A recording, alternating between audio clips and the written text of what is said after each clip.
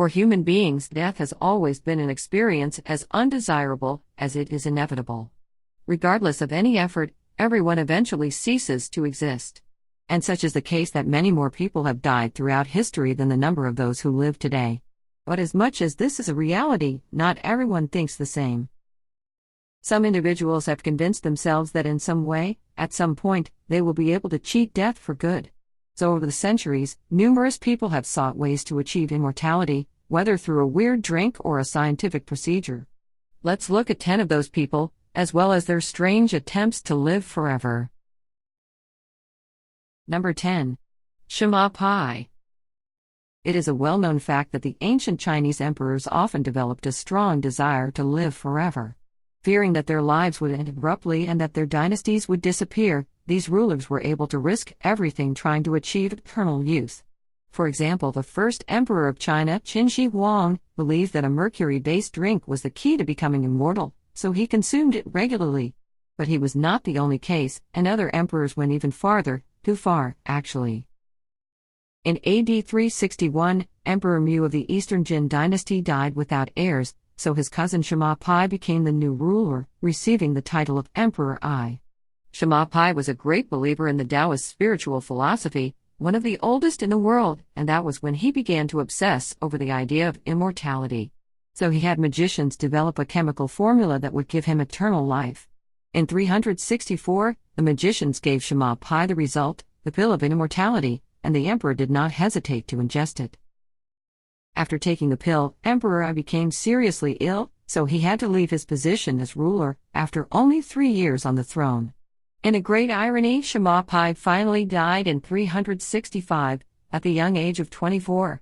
His obsession with living eternally ended up killing him before his time. As he also died without leaving heirs to the throne, his brother Shema Yi became the new emperor of the Jin dynasty. Number 9. Shogun. Shingon is an esoteric doctrine within Buddhism, introduced in Japan in the 9th century. The founder of this cult is Kobo Daishi, a religious leader who died in 835. However, his followers say he did not die but rather that toward the end of his life, he entered a deep state of meditation in which he remains to this day, awaiting the coming of the next Buddha. What this man actually did is inspire a process called Sokushinsu, an ancient practice of self-mummification with the presumed purpose of achieving immortality. 2 centuries later, a man named Shogun wanted to repeat the experience of Kobo Daishi and enter that state of eternal meditation. As he grew older, Shogun decided it was time to mummify himself alive. The process of self-mummification was long and painful. During a period of 1,000 days, the monk had to spend his time only meditating or feeding on the trees. And when we say feeding on the trees, we do not mean eating fruits or something like that. It involved eating roots and tree bark. This was done with the purpose of eliminating all body fat. After this, the person had to drink a special tea for another 1,000 days. This tea was poisonous, and in addition to repelling parasites, it also contributed to the mummification of the monk while he was still alive. The truth is that once the ritual was completed in 1081, Shogun, age 71, felt that the end of his life was near and then proceeded to bury himself alive to finish the Sokushinsu. However, when his disciples entered the tomb to see Shogun some time later, they found his body in a state of decomposition. According to tradition, this implied that the process failed, and the state of meditation was not achieved. So probably Shogun was subjected to an exorcism, after which his body was reburied. Number 8. Unidentified Russian men. During the first half of the 20th century, when the effects of radiation were still not well understood, people often believed that radioactive materials could improve their health. Sometime later, comics began to appear about superheroes who obtained their powers after being exposed to radiation. And even now, some people believe that radioactive waste can grant them eternal life. In fact, there are those who think that the following people in this item were influenced by the stories of Marvel Comics to do what they did. In March 2013, the police in Moscow arrested a university professor for storing large amounts of radioactive material in his house. Then, the man's confession baffled the authorities. It happens that a friend of the detainee believed that radiation could make him immortal. So, on one occasion, the man traveled to Chernobyl to expose himself to radiation from the failed nuclear plant. Later, this friend asked the professor for help to get radioactive waste and thus complete his path to immortality. The professor managed to store 14 kilograms of radioactive material in his home, including a radon battery and contaminated soil. In the end, and according to the detainee's statements, he managed to use the material to expose his friend to radiation. Under the charge of illegal handling of nuclear materials, the professor could have faced a sentence of up to 7 years in prison. Although the authorities did not give any personal information about the two involved, this shows that there can be many more anonymous people around the world trying something crazy to unlock infinite life. Number 7. Emperor Berwenchuan. Here we have another Chinese emperor eager to obtain extreme longevity, Emperor Berwenchuan. But unlike the aforementioned Emperor Berwenchuan was more cautious and decided not to risk losing his life instead of gaining it. After several demonstrations of military strength, Berwenchuan ascended to the throne in AD 550 and became the first emperor of the Northern Qi dynasty. Berwenchuan seems to have been an unstable man, with strange and sometimes contradictory behavior. On the one hand, he was a vegetarian and even promoted laws to free animals from captivity. But on the other hand, Berwenchuan was aggressive and bloodthirsty. Over the years, the emperor aggravated his problems with alcohol while enjoying the violence. Among his feats, Berwenchuan came to the point of dismembering people and ordering the killing of children. The biggest irony about Berwenchuan is that the man was a believer in Buddhist doctrine, a philosophy mostly based on the principle of compassion. Among his beliefs, Berwenchuan also wanted to achieve immortality at any cost. Once he tested some men who called themselves immortals to see if they lived up to such a title. He challenged them to climb a high place, jump off a cliff, and fly through the skies as legendary immortals. As expected, all those who made the attempt died smashed into the ground. On one occasion, Berwenchuan ordered some teachers to prepare him gold cinnabar, an alchemical elixir that was believed to grant immortality. When the elixir was completed and delivered to the emperor, Berwenchuan kept it in a jade box. According to his words, he enjoyed earthly pleasures too much to risk dying and ascending to heaven so soon. So he decided to keep the elixir safe and take it only when he was near death. Number 6. James Shaffer. James Shaffer was the leader of a religious cult founded by himself in the 1920s. This cult was described as a combination of numerous religious doctrines and attracted thousands of wealthy believers. Thanks to these people, Shaffer managed to make a fortune and buy a 110-room mansion on Long Island, which he called Peace Haven. The mansion would become a second home for his closest followers. Among his many teachings, Shaffer claimed that he could dematerialize anything in his path and that diseases were caused by destructive thoughts. This last thing is what leads to his inclusion in this list.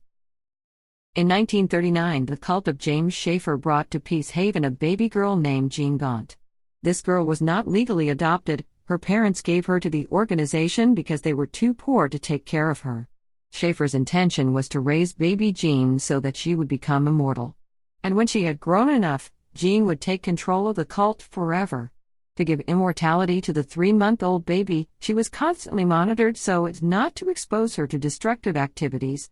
She was to learn metaphysics and follow a strict vegetarian diet, and no one around her could mention negative ideas in her presence. Over time, Jean would also learn about the existence of death, although under the belief that it can be avoided. Unfortunately for Shaffer, his dream of raising an immortal girl did not last long. By 1940, the organization began to run out of money. So Shaffer decided to return the girl to her parents, but not without giving them his immortality recipe for Jean, too. However, the girl's parents immediately discarded his advice. Accused of fraud, Shaffer was sentenced to 5 years in prison in 1942, and in 1955, he committed suicide. Number 5. Pope Innocent VIII. In an attempt to look younger, many people undergo a treatment in which they draw their own blood and inject it into their faces. But what people don't usually do is ingest blood from younger people in order to gain their vitality. However, this was not always the case. Giovanni Battista Cibo reached the peak of his ecclesiastical career when he became pope in 1484, and from the beginning, he was a pontiff involved in controversy. The newly named Pope Innocent VIII had at least 2 illegitimate children, was elected as the new pope under dubious circumstances, and received numerous criticisms for corruption cases. But after a brief 8 years of papal exercise, Innocent VIII began to fall ill and was not prepared to die. So he asked some physicians to help him, and they came up with a solution. The physicians brought 3 boys before the Pope. As a rejuvenation technique, the physicians performed a blood transfusion to Innocent VIII, slowly draining the blood of the boys. Unfortunately, the 3 boys and the Pope all ended up dying in the middle of the procedure. Shortly before his death, Innocent VIII asked his cardinals to choose a better successor than himself. Hopefully, that would mean not taking liters of blood from some children to become immortal. Number 4. FM 2030. Cryonics is defined as a scientific technique in which a person's body is frozen at extremely low temperatures. This procedure has the objective of preserving the individual for decades or centuries until science in the future can revive them. Cryopreserving a person involves filling the body with chemicals that prevent the formation of ice so that all organs, including the brain, remain intact in the extreme cold. The freezing of the human body without harmful formation of ice is a process known as vitrification. Feridoun Esfandiari was a futuristic visionary born in Belgium in 1930. During his early years, he moved through several European countries and studied at universities and colleges, from England to Jerusalem. He even participated in the 1948 Olympic Games. But after moving to the United States in the 1950s, Esfandiari embraced his career as a writer and philosopher, speculating on the changes that human civilization would undergo in the future. He was a firm believer in transhumanism, the idea that with technology, humans will eventually solve all their problems, including death. This way of thinking gave him recognition and allowed him to work as a consultant and lecturer in many American institutions and universities. That was when FM Esfandiari decided to change his name to FM 2030. The second part of his new name is the year in which he believed that humankind would finally achieve immortality. In addition, in 2030, he would be 100 years old. However, Federated States of Micronesia 2030 suffered an abrupt end in 2000, when he died of pancreatic cancer. But by that point, he had already devised a way to not miss the future. Quickly, the Alcor Life Extension Foundation took care of FM 2030 and cryopreserved his body, just his head to be more specific. Alcor is one of the leading cryonics companies in the world, with more than 160 people already frozen and another 1,500 clients who have not yet died. Among those frozen is FM 2030, waiting to wake up the day humans learn to live forever. Number 3. Alexander Bogdanov. The infamous Pope Innocent VIII was not alone in believing that the blood of others is the key to eternal youth. Centuries later, another authority, this time a political one, would follow in his footsteps. Alexander Bogdanov was born in Russia in 1873 and became a respected communist leader. However, some of his most extreme ideas got him a 5-year exile. Bogdanov served as a doctor during World War I, and a few years later, he stopped prioritizing politics to devote himself to science. Bogdanov spent time exploring the potential benefits of blood transfusions, a relatively new technique for his time.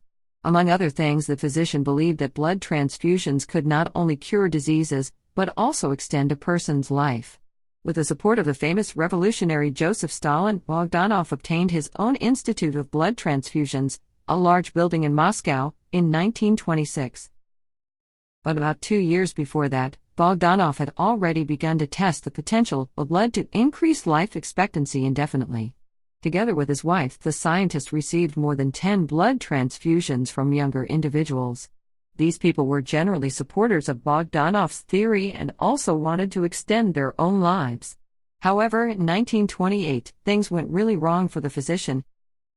Alexander proceeded to receive blood from a young man who had tuberculosis, although the former considered himself immune to the disease. A few hours after the transfusion, both of them suffered an adverse reaction. And while the young donor recovered, Bogdanov died 2 weeks later due to renal failure. It seems that in the end, blood transfusions were too risky to achieve immortality. Nevertheless, multiple people claim that both Bogdanov and his wife looked 10 years younger after the blood exchanges. Number 2. Anatole Brugchuk. Alchemy and cryonics are well-known techniques in the search for immortality, but undergoing a bacterial therapy is not. Some people believe they can get the longevity superpower of bacteria if they inject such microbes directly into their bloodstream. And in this case, we are referring specifically to recognized science experts. In 2009, Russian scientists from Moscow State University found ancient bacteria buried in Siberian ice. Apparently, these bacteria are about 3.5 million years old and are still alive today. How these microbes are so durable, however, is not something very well understood. After injecting these bacteria into mice, flies, and plants, the results showed that all test subjects were stronger and healthier. So instead of waiting to further analyze the bacteria's behavior, the leader of the research team, Anatole Brugchuk, decided to test the microbes on himself in 2013. He injected a colony of the superbacteria into his blood, waiting for some effect. Believe it or not, the scientist is still alive, and according to his statements, he's better than ever. In 2015, Brugchuk said he felt revitalized, and that during the 2 years since he injected the bacteria, he did not have the flu again. It remains to be seen if this experiment also made him immortal, though. Either way, Brugchuk is not the only one with the microbial elixir of life in his veins. In 2017, he gave a bunch of his bacteria to a German actress so that she could try them out, too. Number 1. Elizabeth Parish. Elizabeth Parish is the founder of an American biotech company called BioViva Sciences. One of the purposes of this company is to extend the life expectancy of human beings through gene therapy. This revolutionary technique is based on modifying the DNA of a person with advanced programs and then reimplanting the modified genes into the patient. Over time, these genetic changes spread through the body of the person and begin to produce effects. And one of the objectives of these procedures is to reverse our biological age, that is, to stop human aging. How could such a thing be achieved? It happens that the DNA packed in chromosomes is protected by molecular structures called telomeres. As time passes and the cells continue to multiply, the telomeres shorten and thus leave the DNA more vulnerable to damage. As a result of telomere shortening, cells can only divide so many times and will ultimately die, which, in simple words, causes our aging. This process also increases the risk of suffering from multiple diseases, including cancer. So during a secret procedure in 2015, Parish decided to inject a dose of enzymes that lengthen the telomeres in multiple areas of her body. She was the first person to try such treatment. Before the procedure, it was estimated that Parish, 44 at the time of the experiment, had a higher biological age of 65 years. 6 months after the gene therapy, her biological age was incredibly lowered to 45 years. And in 2018, without having gone through any other similar intervention after that, Parish had rejuvenated on a cellular level to an age of about 30 years. Several experts have raised doubts about the risks of this procedure, but the results of the treatment at the very least seem to have been scientifically proven. So Elizabeth Parish is probably, among all the people on this list, the one who seems to have come closest to achieving human immortality.